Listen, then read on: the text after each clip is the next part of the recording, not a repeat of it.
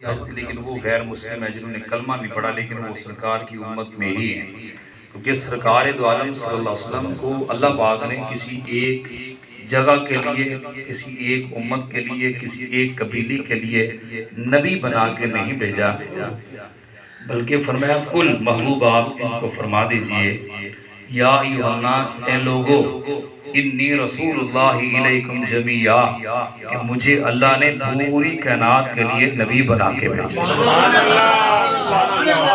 اور سرکار صرف انسانوں کے نبی نہیں، حضور انسانوں کے بھی نبی ہیں، سرکار جنات کے بھی نبی ہیں، مصطفیٰ ستاروں کے بھی نبی ہیں، سرکار چاند کے بھی نبی ہیں، حضور سورج کے بھی نبی ہیں، مصطفیٰ زمین کے بھی نبی ہیں، مصطفیٰ آسمانوں کے بھی نبی ہیں، مصطفیٰ فرشتوں کے بھی نبی ہیں، مصطفیٰ نبیوں کے بھی نبی ہیں۔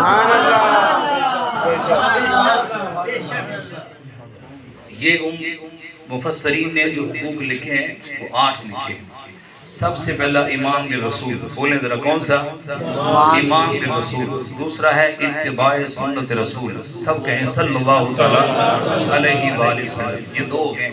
اس کے بعد ہے اطاعت رسول، 3 ہو گئے۔ چوتھا ہے محبت رسول، 5واں ہے ادب رسول، 6واں ہے مدح رسول، 7واں ہے حضور کی ذات پہ درود و سلام پڑھنا، اور 8واں ہے اللہ پاک اگر کرم کرے، فضل کرے، حج پہ جائیں، صرف مکہ میں رہ کے واپس نہ آئیں بلکہ مدینہ جائیں اور سرکار کی قبر انور، سرکار کے روضہ انور کی زیارت کریں۔ یہ 8 حقوق ہیں۔